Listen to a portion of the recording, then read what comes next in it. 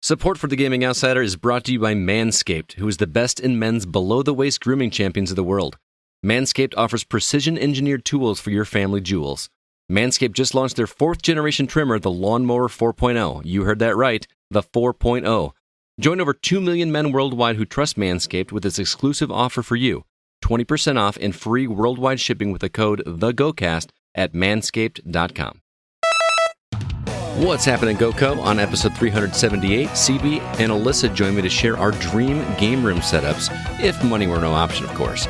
News is a bit light this week, but we did get a new trailer for the Uncharted movie with full view of Sully's stash. I also got my hands on the OLED Switch, so I'll have my impressions on that as well. This is The Gaming Outsider. Greetings, programs, and welcome to episode 378 of The Gaming Outsider, a video game podcast with a focus on our incredible community. It's Monday, December 27th. I'm your host, Scott Clark, and joining me are my good friends, Chris Behrensmeyer. What's up, man? Hello. And Alyssa White. Alyssa, what's up? Not much. What about you, Scott? I'm doing all right. This is a rare episode where it's the three of us. I feel like we've only done this one time before. I think. Is that right? It feels like it. Yeah. Zach is not here, unfortunately. He is probably either at the gate or on a plane flying back home because, yes, Zach was in Rockford this past weekend for the holidays. Be jealous, Alyssa. We got to hang out with Zach. I'm very jealous. I touched his hair. It was a lot of fun, though. We did a little bit of a donation drive for Alicia, who is Josh Ershman's widow. We tried to raise some money for her, and thank you to the community. Everybody that donated, we were able to raise about $470 that went directly to Alicia. So thank you so much to Josh Steima, CJ Moore, Joel Selinsky, Sean Coates, Scott Bors, Kevin Honigford, and Tori Melching. Really appreciate everybody contributing. We also kicked in some here as the GoCast as well, too. So it was really, really cool. Really, really awesome. And Alicia was very appreciative. She said that's going to help her a great deal, as she's still dealing with some paperwork and everything. But outside of that, the streaming was a lot of fun, too. Yeah, it was. We played, Zach got to play 50 Cent Blood on the Sand for a good majority of the day once we got things going. And then the rest of the day was a lot of Jackbox type games. We all played together. We finally got to play What the Dub. Yeah. CB's been trying to get us to play that. Alyssa, did you get a chance to see that at all, how it works? I did not, sadly. It's hilarious. Basically, what they do, you've played Jackbox games, right, where you play on your phone? Yeah. So it's like that, but instead of it being trivia questions, the game actually plays on the screen a completely random movie clip. And most of them are, black and white or really old, obscure, random clips that you're not going to recognize. And it'll play the scene, but it will delete the audio for one small portion of it. And then everybody on their phone types out a sentence to replace that missing audio. And then the game actually goes back and plays the clip for everybody, but it puts in where the blank was, it now puts in, it actually speaks the words that you typed into your phone in like a Siri type voice. Yeah. It's hilarious. Because I can just imagine. You see the clip like 5 or 6 times, depending on how many players you have, and then everybody votes on which one they think is the best. And it was hilarious. Lots of Scott's mom was thrown in there. Yes, it was. What was funny is that the strategy started changing a little bit. Wouldn't you say, CB? Like at the beginning, we started trying to just be as funny as possible or as dirty as possible with our responses, but eventually it turned into this game of how long of a clip is missing, and how long am I going to make my sentence so that it matches up as good as possible. That became the game for us almost. Yeah, I mean, we were getting to the point that we were almost in sync with the audio, except a couple of us who were like, it's really funny to go super long or super short. Right. Yeah. But that was a lot of fun to play. I had a good time. You played. You got a lot of achievements that you caught up on as well. Yes, I did. I think he threw out a challenge to somebody that said if you would be willing to donate to Alicia for a penny for every achievement point that CB gets throughout the day, and he ended up with 4,000 something achievements. Almost 5,000. Almost 5,000. Yeah. So thank goodness we didn't do that. But Anyway, let's go ahead and talk quick about some of the games that we've been catching up on. CB, let's start with you. Well, I finished Halo Infinite. Hey, so did I. Man, what a contender. Yeah, right. That game is a heck of a lot better than I thought it was going to be. Same here. I'm actually trying to go through now and sweep up some final achievements that I can get. I'm not quite sure if I'm going to go through and do the whole thing on Legendary. I'm not going to do that. But man, that was really good. Other than that, though, I wanted to give a quick rundown on my achievement run. Okay. So we had What the Dub? Yep. Flowers by Poggy, which is another one of the word games. You were playing that one over here for a while. Yep. Well, there was another one that I was playing over there. Flowers I just did today. That was 1,000 achievement points. Okay. Today. I think it was like Just Phrase was the one that I was doing at your house. Okay. There's another game called Ball Lab, which is just a really quick physics game. 399, 1,000 achievement points, super easy. Right. Asteroids Recharged, which is tough. Castle Did you get Noah, all of them in that one? No. I was going to say that you were struggling. You're on the struggle bus a little bit when you were playing that one here. Yeah, but I mean, I still did crack off quite a bit. Castle of No Escape 1 and 2, I completed both of those for the full 4,000 achievement points. Jesus. And then The Mummy Demastered. Oh yeah, did you get all those? I'm still working on that one, but I'm having fun with that one. That's a great game. Like, yes. Surprisingly great game. For a little slightly gear gated game. Mm-hmm. It's pretty good. Did you wind up turning the sound on when you got home to play that? Yeah, that gun is annoying. Isn't it? It's the noise it makes is just really super annoying. God, I've not heard this noise. So no. It is obnoxious. Yeah, and and the game lets you just hold down the fire button so you don't have to like repeatedly fire anything. So you can just run around everywhere having it on because it just makes sense to do so, and it's got a very obnoxious sound. But the game is great. Seriously, go play The Mummy Demastered. Yeah. So, Alyssa, what about you? How are you coming in Guardians? I'm about a little over 15 hours in, about 3 chapters left. Nice. Loving it. It does get a little challenging with the boss fights, but I am really loving it. Looking forward to dive into that one tomorrow, I believe. So, yeah, looking forward to that. As for me, CB already mentioned it, but beat Halo Infinite as well. I also beat the Gunk, which I started talking about last week. That was a surprisingly fun little game. I was not expecting to like that as much as I did. The puzzles are very Zelda-light. There's no real dying in that game unless you jump off of a platform or something like that, but really enjoyed that. Also, for Christmas, I was gifted by my in-laws the Legend of Zelda Game & Watch, which you guys can... I know, CB, you already have one, but... and you guys know I had one of these already, but I wanted to keep one sealed, and my in-laws bought me another one for Christmas. So I actually played through the original Legend of Zelda for the first time since I was a kid. And that was... Did you cheat? What's that? Did you cheat? Of course I did. I don't have time to sit there and figure that stuff out. I'm ashamed. How in the world would you ever figure out to go to this random pool of water and blow the whistle to open up one of the... There's no clues to that whatsoever that I could find. But I mean, I can probably still do that game from memory. Yeah, you played it a lot more than I did, apparently. My love for Zelda, I loved Zelda when that originally came out, but I didn't absolutely adore it until Link to the Past came out, is where I started to feel like, oh, I can be good at these games. And then I went back and finished Zelda after that, the original Zelda after that. So, but that was fun. It's crazy how good it feels to play these games on this tiny little thing. I know this doesn't make for good radio, but this thing is seriously smaller than the palm of my hand. It is very tiny. It's super tiny. And I don't have any problem playing it. It's got a backlit screen. It looks great. I started playing the Link's Awakening, which, I played the remaster one on Switch, last year. And going back to the original is a little rough because, you're limited to 2 buttons, which, I was spoiled a little bit with the Switch version because you didn't have to do that quite as much. So it's kind of fun to go back and play it as originally intended. And that game still holds up. really still holds up. Oh, yeah. Very much digging that. I don't know if I'm going to go back to do Zelda 2 on here, because Zelda 2... That one's rough. It's a good game. It's just like to really have a good time with it. I feel like you just remember when we did that at your house and I was grinding those experience points for like hours. Yeah, not a good game.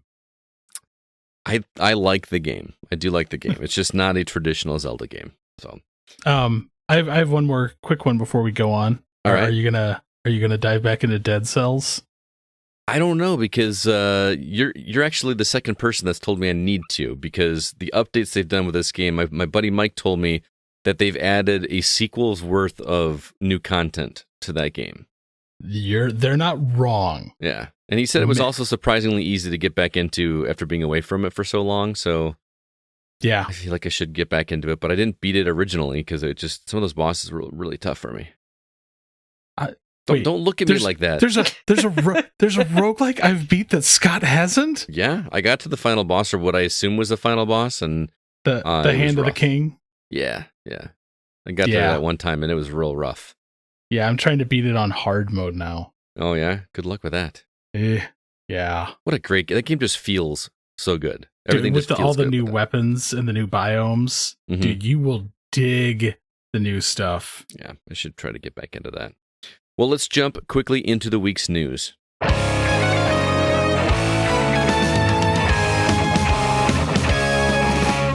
couple new trailers of noteworthy. Here is the .hack/G.U.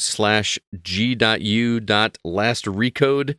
I don't know much about the .hack series, but I know it was very popular because I used to work in a mom and pop game store that people came in and asked for that all the time. It's finally coming to Switch on March 11th. Also, a game called Guts and Goals, which is out now on Switch, PC, Xbox, and PS4. We've also got some news that Final Fantasy XVI has officially been delayed. Then we got a new trailer for the Uncharted film, and Hideo Kojima may have hinted at his next upcoming game with a cryptic tweet. CB, let's start with you, man. What interests you most from these news stories? Well, I want to talk about a trailer real quick. .hack. Okay.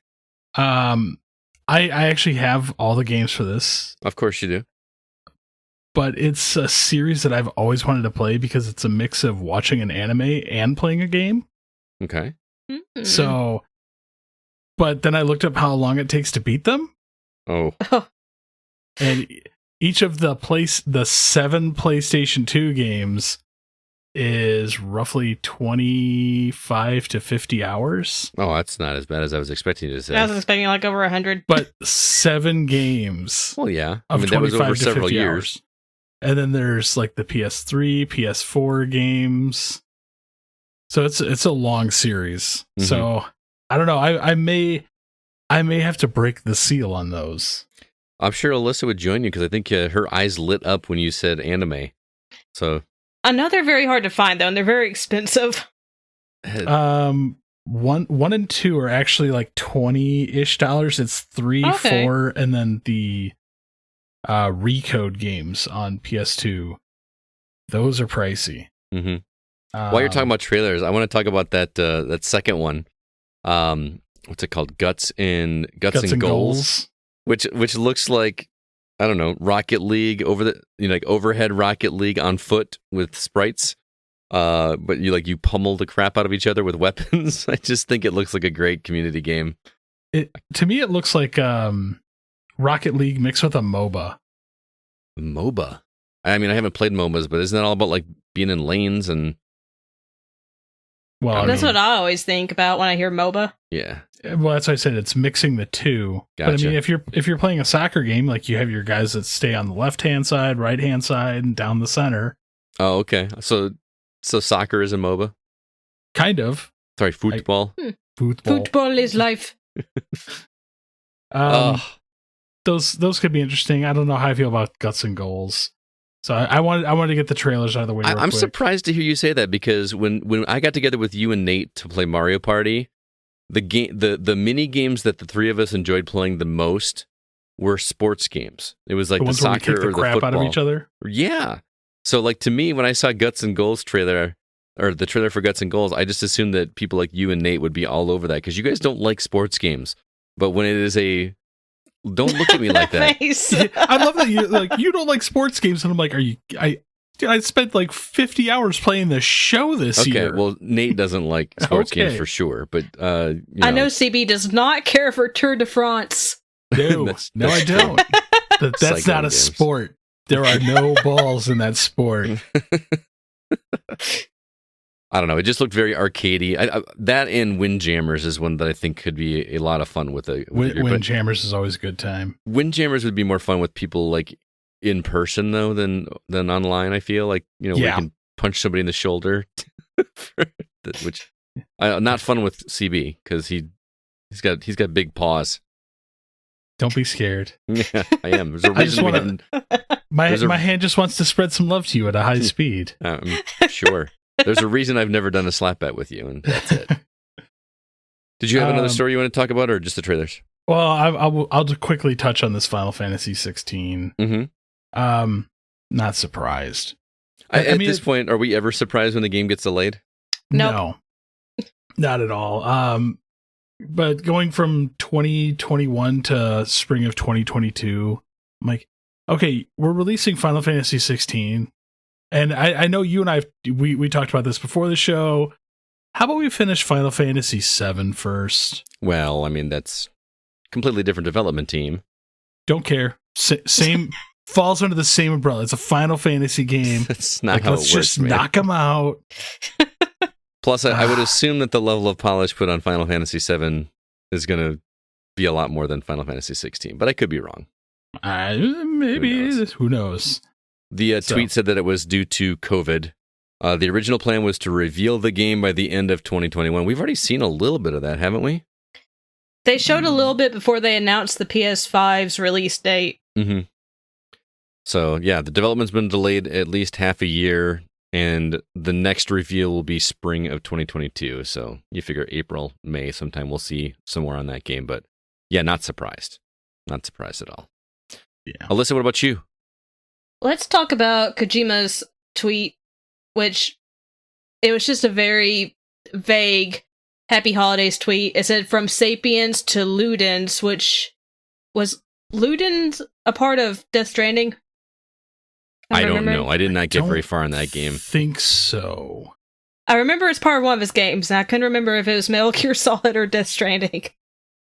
I've played 3 of the Metal Gear Solid games, so if that is I a reference, I've played 3 of them as well, and I forgot. Yeah, was it the first 3? 2, 3, 4. Okay, I was 1, 2, 3. So maybe whatever reference it is, if it's a Metal Gear Solid, it's probably in 5. But I played 1, 2, and got bored with 5. I got bored with 5 as well. I really wanted to like it. The prologue to 5. Oh, that's whatever that was called. Ground Zero crap. Yeah, Ground Zeroes. I didn't care for it, and I never played 5 because of it. I played the intro to 5. The way 5 opens up made me really want to play the game, and then the game just was not that at all. Even just go to YouTube and watch the intro to Metal Gear Solid 5, and it's just some crazy stuff happens. Like in the first half hour, it's nuts. But anyway, yeah, his tweet that you mentioned featured artwork from Yoji Shinkawa, who, if you're not familiar with the name, he's the guy that does the Metal Gear character designs. You remember like the original Metal Gear artwork? It's almost like it's military characters, but they have this spiritual look to them. It's got a very distinct art style. He was also the art director for Death Stranding. But the thing that stood out was that these characters on this Happy Holidays tweet were, at least to me, unfamiliar characters. I couldn't place them when I looked at it. So, this is all pure speculation, but we all know that Kojima Productions is working on something. The question is, are these 3 characters from whatever that game might be? And because you know how he loves to drop hints and be cryptic and do stuff like that. So I wouldn't put it past him. It just seems like right in his wheelhouse to do something like that. It does. But I recommend everybody go check out that tweet from Hideo Kojima, just so you can see the picture, because obviously it does not make for good radio. But I also want to talk quickly about the second Uncharted trailer. I know we talk about this quite often, but and I seem to be one of the only people on the planet that's looking forward to this movie. Oh, I am too. Oh, are you? Mm-hmm. I seem to be one of the only people on the planet enjoying movies these days. I'm in the vast minority of people that kind of had fun with the Matrix movie, but I really enjoyed The Matrix. Did you? Resurrection, yeah. Alyssa, you're my spirit animal. Apparently, you and I can enjoy things together. Best friends. But this trailer, I don't know, it got me even more excited. Mostly because we finally saw the mustache on Mark Wahlberg, which looked a lot better than I expected it to. It did, honestly, yeah. I was really worried about that, and the line that they delivered, I won't spoil it, because I know some people don't even watch trailers because they don't want to be spoiled for the movie, but the line was funny. This whole bit, they're doing something that seems physically impossible. There's some things that they're carrying on helicopters that I don't think you could actually carry on helicopters. No. But I don't care. You know, even when you play Uncharted games, you're not sitting there going, "Boy, this feels like a real situation that could actually happen." No. You know, so I'm going into that one with a ton of fun, and apparently I'm in the minority too. I really like Tom Holland as a young Nathan Drake. And Mark Wahlberg is growing on me as a young Sully. So I'm really excited to see where this thing goes. But I am as well. February 18th. And then February and March, between that and Batman, is looking to be a really good time to go to the theater. If we can go to the theater. That's true. Yeah, kind of get crazy. So, all right. Well, news was a little bit light this week. It's just kind of, we're in that in-between Christmas and New Year's bit where there's just not a whole lot going on. So we're going to go ahead and move on and remind everybody that we have a Patreon page available for you if you'd like to help contribute to the podcast. You can find that at patreon.com/thegocast. And we're going to start doing an ad-free version of the episode for any patrons that contribute. So if you'd like to hear that without any ads whatsoever, you can go ahead and contribute over there and get an ad-free version on Patreon. But also $3 subscribers get a bonus episode every month. $5 subscribers get 2 bonus episodes each month. CB, what can everybody listen to and what can they look forward to? Well, our Legacy of Metroid episode, Indiana Jones games, which was a Retro Outsider episode, Super Mario Brothers movie. Upcoming, we do have our Break the Seal on Star Fox and Star Fox 64. That breakdown of that wonderfully terrible movie. Resident Evil Welcome to Raccoon City and 8-Bit Christmas. Which I rewatched this weekend, by the way. Does it still hold up? Or? It's still great. It's gonna be an every year viewing for me. Okay. I love it. And I know we will be doing a spoiler cast of Guardians of the Galaxy. And also Christina is going to be showing up for a Break the Seal on Halo. Yeah, she played the first 3 Halo games already, and it's her first time ever playing those, so looking forward to that.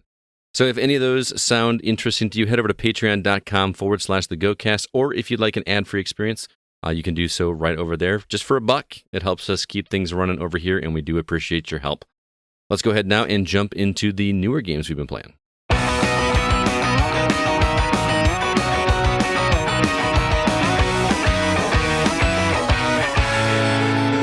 So at this point of the show is where I usually ask Zach to tell us what new games are coming out. He's not here, but both Alyssa and I looked.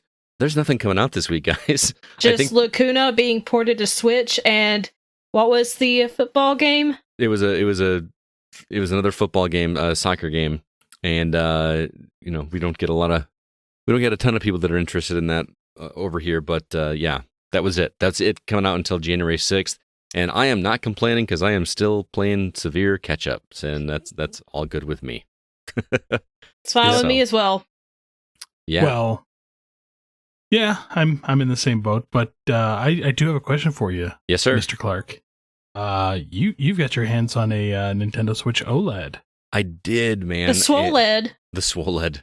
Shout out to Caleb Del Rio who hooked me up with one because I had been saving up my GameStop money and saving up some cash because I had intended to purchase one. But when you have a gift card and you're tied down to one retailer, it makes things a little bit more difficult to get a copy. And Caleb hooked me up. Got a brand new OLED Switch, which is going to replace my Switch Lite. So if anybody needs a Switch Lite, let me know, because I don't really think I need both at this point. Yeah. Have you either of you? Did you get a chance to hold the OLED while you were here, CB? I can't remember. No, I didn't. Okay. It's a huge change going from the Lite, because this thing is even bigger than the original Switch or the new version of the Switch. It feels so massive. It's going to take me a while to get my hands used to it.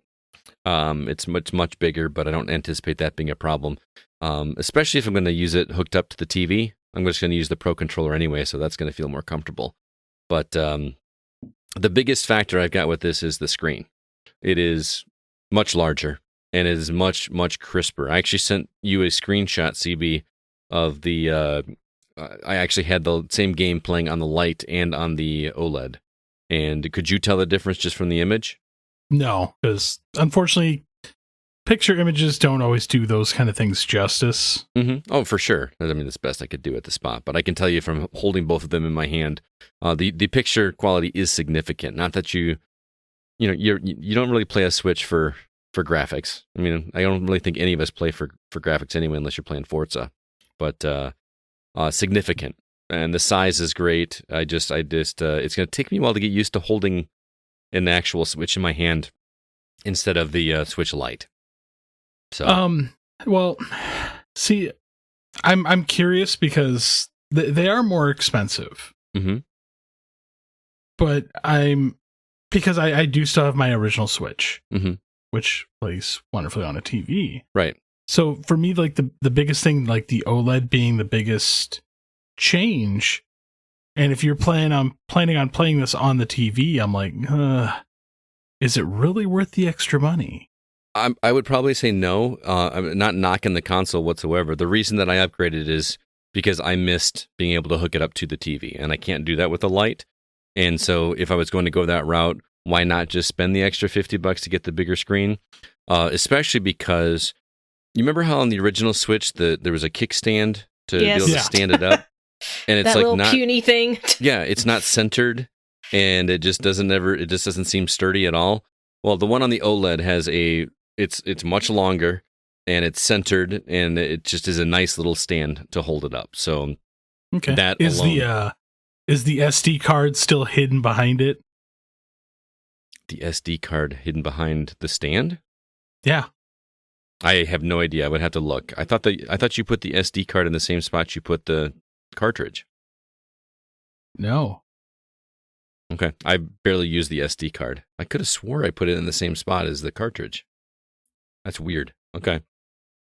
Anyway, yeah, I don't know. I'll have to look at it. I don't have it sitting here with me. It's upstairs in my bedroom, but it is and that stand makes it a lot easier to be able to play. Like, you know how when they first advertised the Switch and people were playing basketball and they stopped and then they brought out the Switch and set it on a picnic table and played basketball on the Switch, which is a weird way to advertise that, but I legit never played it that way. Just because the stand didn't work well, and it just always made more sense to hook it up to a TV. But now with that sturdier stand, and I've got a case that actually holds all 4 of my Joy-Cons, I can take this to school, and instead of hooking it up to the TV, I can just set it up on a table and play with my students that way.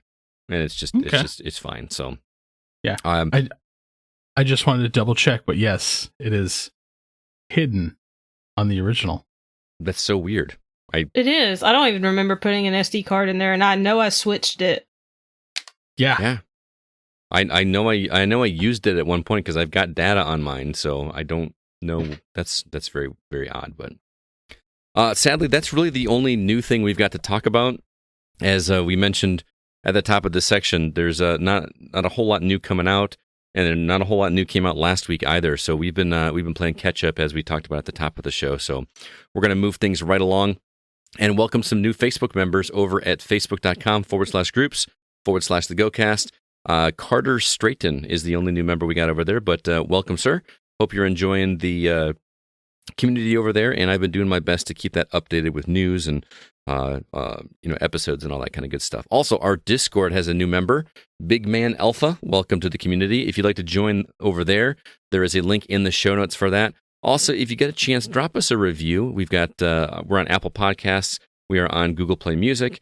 We are on Spotify, and thanks to Alyssa alerting us, you can actually rate us on Spotify, which is new to me. I didn't know you could do that. So drop us a review on Spotify. It's actually a new feature. You do have to listen to a couple episodes before you can rate it, but after a couple episodes, or if you've already been listening, you can rate it. Mm-hmm. And we'd appreciate it very much. We do, especially whatever gets, people listening. We would obviously like to get in the ears of more people. We love this community, but we'd always love that community to be bigger as well.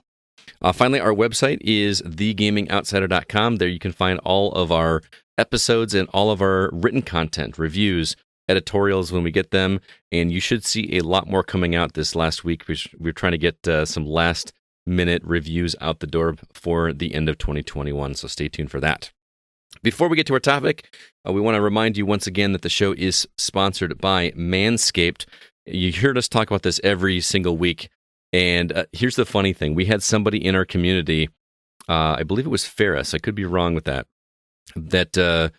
said, he said he had heard us talk about it, but didn't pull the trigger, and somebody purchased him some products from Manscaped for Christmas, and he is now officially a believer. He said the boxers are the most comfortable boxers that he's ever worn, and I can attest to that. They are very comfortable. I get bummed out when I have to go back to my old, boxer briefs or whatever, because they're just not nearly as comfortable as these things. CB, you agree? Yes, I do agree. And just so we get it right, it was actually Silly Willy.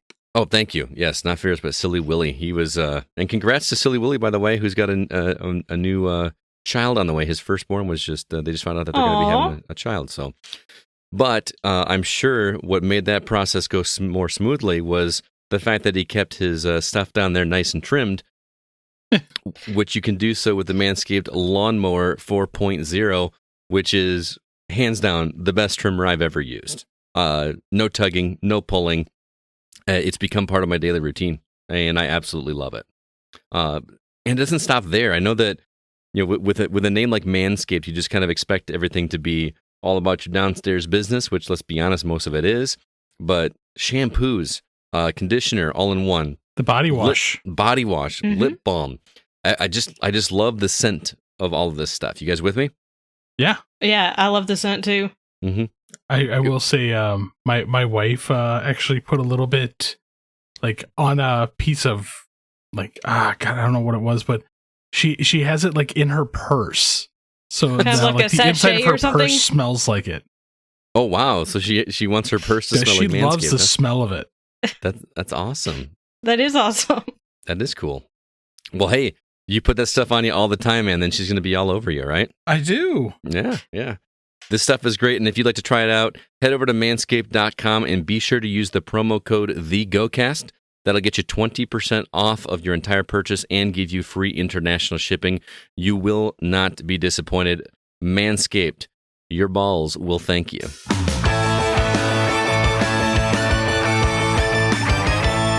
This week I wanted to talk about our ideal game room setups. If money weren't a factor, and that's a big key factor. CB pretty much has close to several of our ideal game rooms as it is, but I'm sure that even he could dream up even bigger and better things at this point. So we asked all of you for your ideas for what would make your play space the perfect place to play games. We'll share those and then share our own ideas as well. Let's start with the community and see what they said. Alyssa, can you read that first comment from Facebook for us? This comment comes from Sean Coates, and he says, "Oh man, yeah, I do indeed have a dream setup. So if money were no object, first I would have to dig and excavate a pit for a basement since they're uncommon where I live. But once it's built, all my walls will be a giant mural of World 1-1 from Super Mario Brothers. I would have several TVs set up along one wall, including, of course, a couple CRT TVs for my retro stuff. The other walls would be adorned with shelving featuring all the games and knickknacks in my collection. I'd also want to just have a long row of arcade cabinets. Lastly, I'd have an area dedicated to the 150 plus Funko Pops that my girlfriend and I have collected. Probably the hardest part of making all this a reality, even if money were no object, would be getting all the required permits to dig a pit for my basement, because no amount of money can get around inspections, contractors, and other red tape bureaucracy." Oh, clearly. Like you have to throw more money. That's the thing. Yeah, exactly. I'm still so jealous of Sean because he lives near the Funko Pop headquarters. Oh, that's so cool. So he gets access to all the good ones. I wish I could understand the craze for those things. I was in our local shop this weekend, and I went in there, and the guy was like putting out stuff, and there was just people all over the place, like pulling them out and looking up on their phones and like comparing and discussing. And this one has this marking, and this, and like it's just insane how much people get into these things. Oh, trust me, I know. Me too. As CB shows us his complete wall of Funko Pops. Remember when he used to try to tell us that he just collected the advertisement character ones? That's all he did. That's basically what those all are. Those are all the characters from. Oh man, there are only 8 that are not. Jeez, and those are Godzilla, right? They are Godzilla and Fallout and Ellen Ripley. Yep. Well, I've got my little corner of Godzilla, Alien, and Fallout. That's it. It's just maybe it's just me being me, but like when I see that wall, I've been in that room that you're in right now, CB. I never have this desire to go and look at them and see which ones you have. I never look at them. To me, I just see a wall of white, and that's it. Next, actually, when you're here this week, you will have to come in here and look because there's some pretty funny ones. Yeah.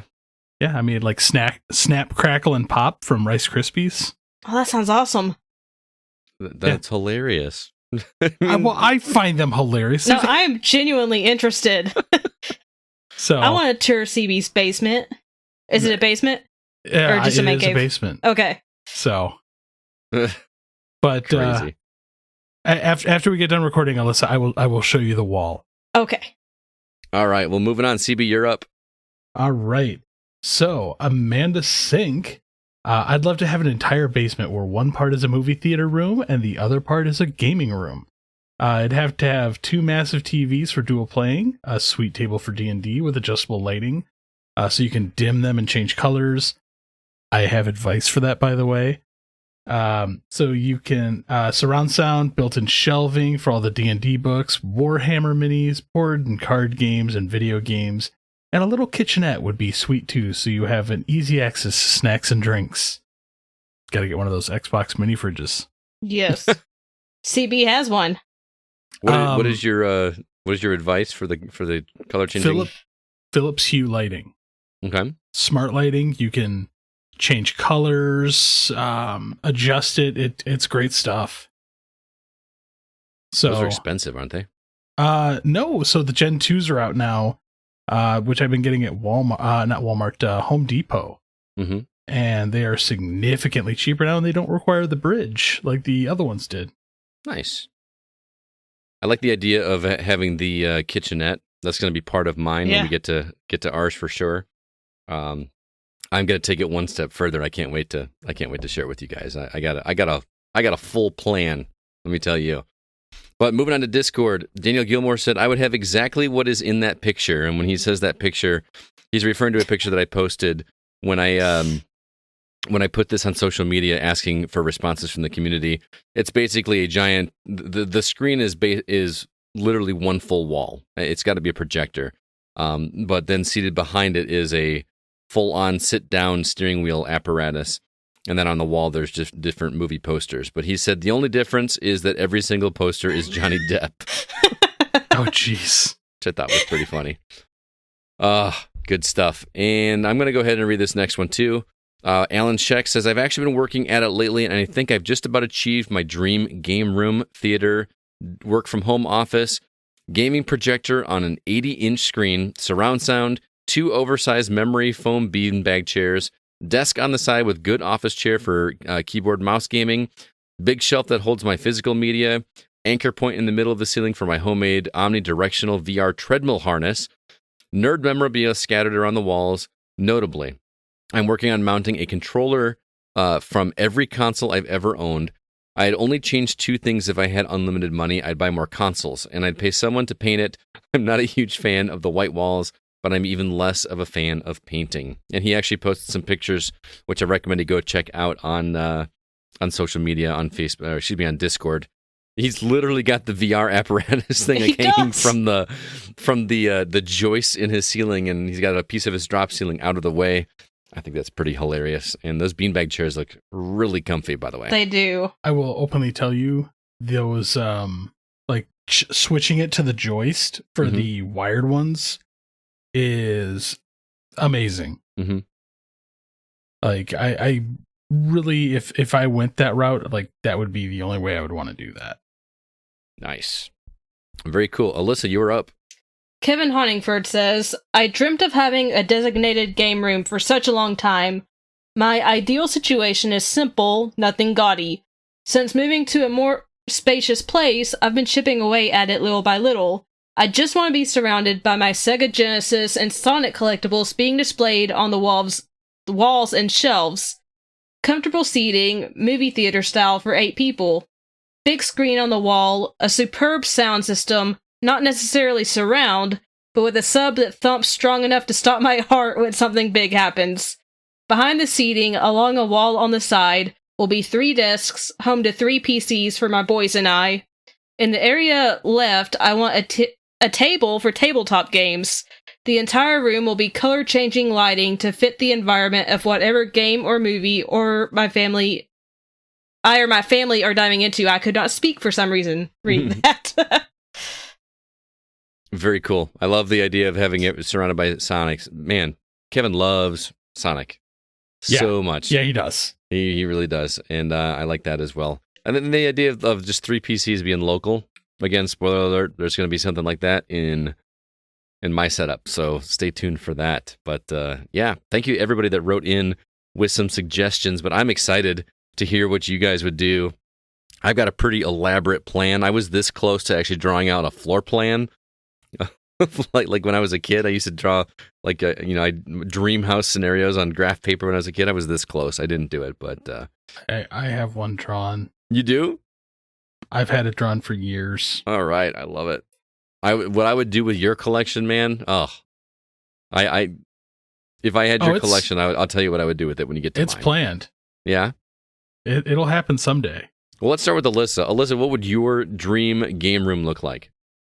I don't have specific things in mind, but I'm pretty simple. I just want a large TV, good surround sound system, comfy seating. I'd like to have every console that I want to have, just to be able to play it as soon as possible and just have it out.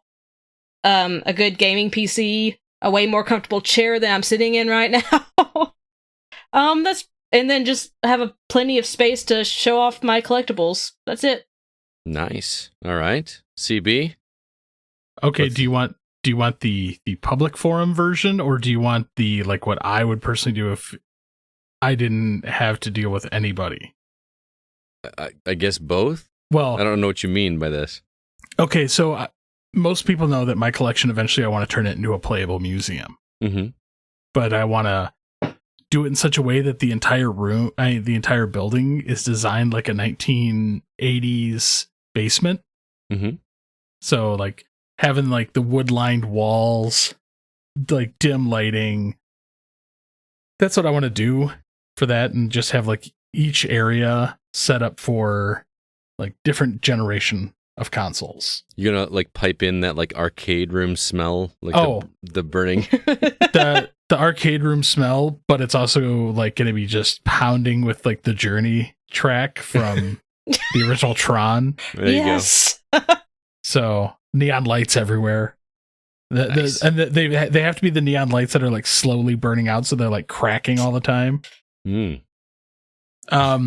But for my personal collection, I've been trying to talk my wife into this for years. Mm-hmm. But out in Colorado, there are old abandoned nuclear missile silos for sale. Oh my god! And these are the really, really deep ones that are 300 feet deep. But there's a company, an elevator to get to your game room. Yeah. No. So there's a company that has subdivided them into floors. Oh my god! And each floor would be that generation. Oh, okay. You're getting close to what I was going to do. So, but then I would have them actually decked out, like the rooms would be that time frame as well. So like the couches, everything, the lighting, everything would be from that generation. So like, and each floor would have like a little kitchenette, but designed to bars and such of that era. Okay. And then like one floor would be entirely arcade games. One floor would be entirely pinball. And then like first generation, second, third, fourth, fifth, all the way up.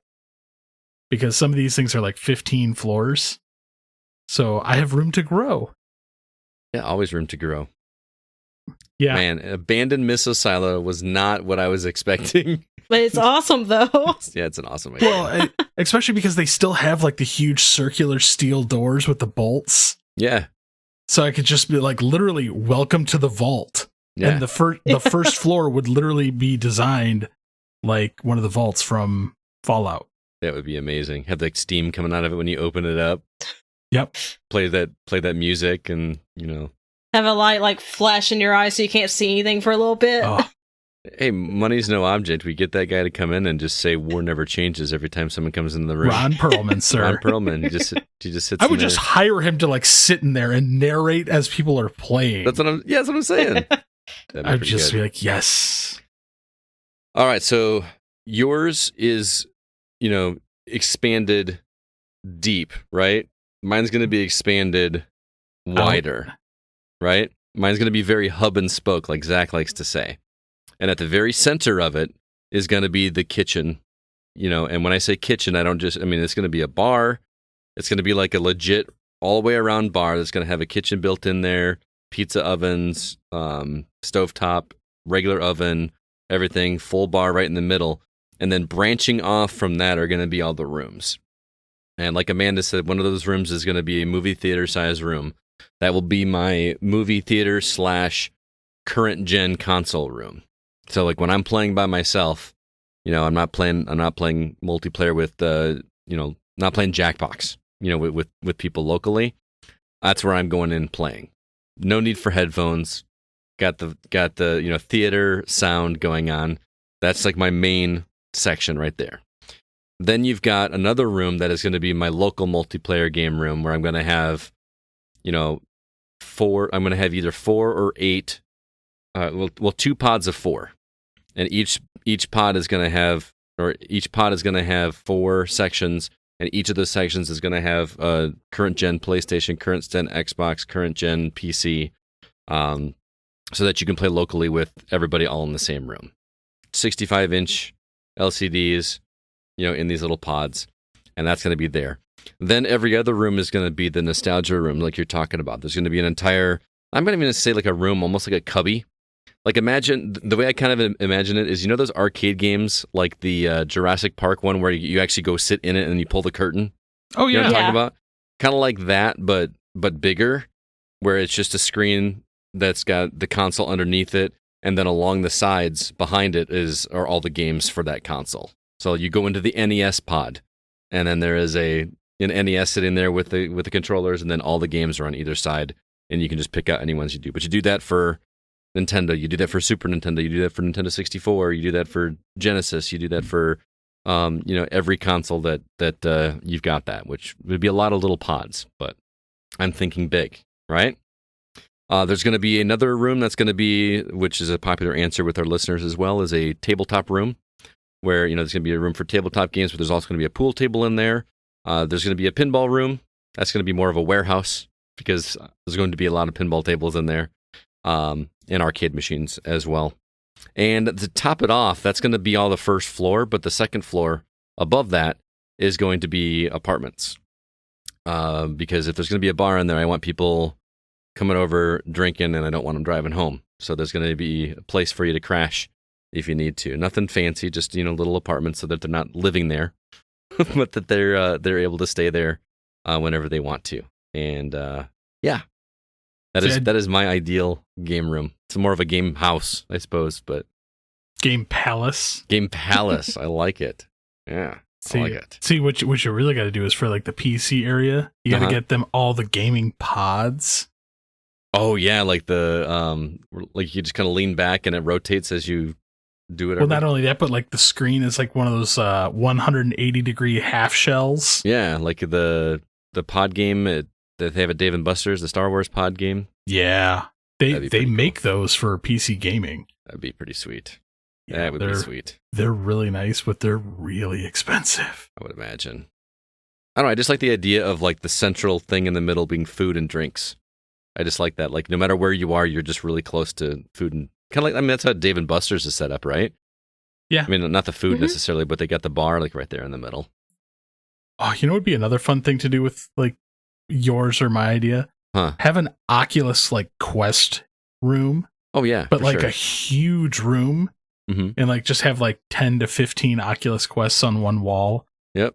And like everybody could run around, but they all have the boundary markers pre-drawn. Yeah.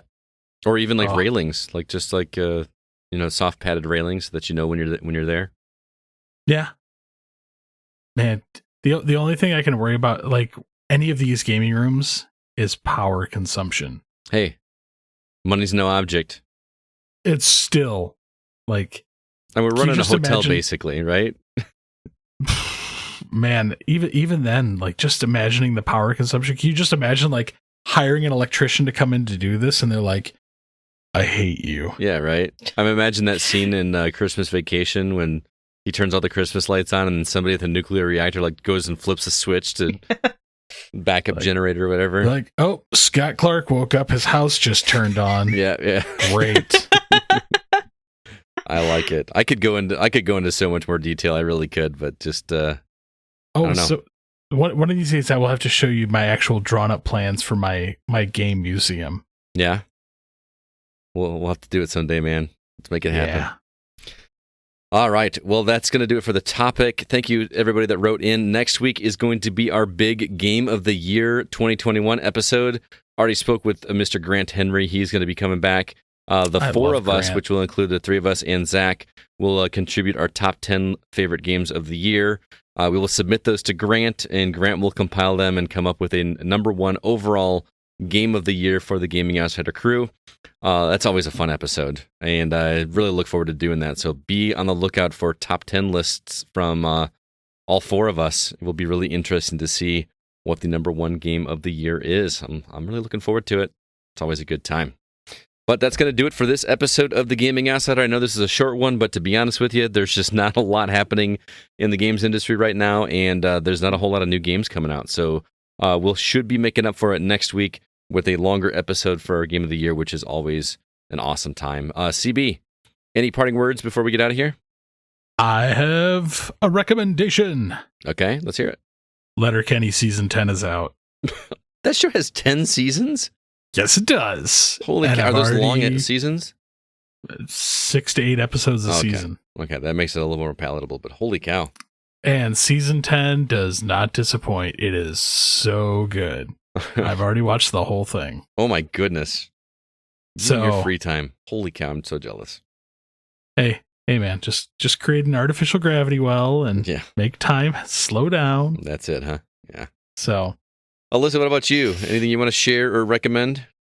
I do have an anime recommendation, which it did come out in 2017, so people may have already seen it, but it's called Made in Abyss. I know Zach has mentioned it before, but people made it out to be way more gruesome than it is. It still is, but it looks adorable.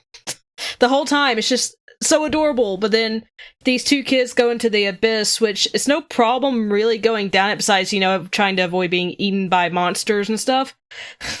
But when you ascend, it just does terrible things to the human body, and the girl wants to try to find her mother that went down there years ago, and the boy is kind of like a robot, but he still is able to eat and take human medicine. And it's an interesting concept, and just seeing what happens to these kids. You just feel concerned for them. It's really gripping. And after the first season ends, there is a movie, but it's very hard to find. And then season 2 is coming out this coming year, 2022. Very cool. What's it called again? Made in Abyss. It is currently only streaming on Prime Video. Okay. Very cool. Sounds good. I got a recommendation as well. We just wrapped up with the holidays here. And you guys are familiar with the Jim Carrey version of the Grinch movie, correct? I am. So the little girl that played Cindy Lou Who, you remember the little girl with the weird, you can tell she's got a plastic cup in her hair. Taylor Momsen. Is that her name? I don't know her name. But a few years ago, I discovered a band. She's in a band now. Yeah. She's all grown up. It's called The Pretty Reckless. And I feel a little guilty looking at pictures of her now because she's pretty good looking. But I really dig the band. I'm not as big a fan of the new album, but I got notified of the new album, which reminded me of how awesome this band is. They are... I don't even know if you call it. It's not heavy metal by any stretch, but it's a heavy, dirty rock. And she's got a really amazing voice. I recommend starting with the song "Follow Me Down," which the beginning of that song will make you feel dirty as well. But it's a really great album, front to back. I just love that album, and I highly recommend people checking them out if you have not heard of them already. Really good stuff. All right, well, thank you everybody so much for listening. I want to remind you that The Gaming Outsider is produced by Nate Lucas, and all the music you hear is written and performed by Grant Henry of Stemmage and Metroid Metal, and you'll hear from him next week. Always a blast talking to that dude. Please be sure to email us if you have any questions or concerns. Our address is feedback@thegamingoutsider.com. Until next week, I'm Scott Clark with not Zach Parkerson, without Zach Parkerson, but with Chris Behrensmeyer and Alyssa White, and we are The Gaming Outsider. And remember, there's no such thing as a bad game, just games that aren't for you.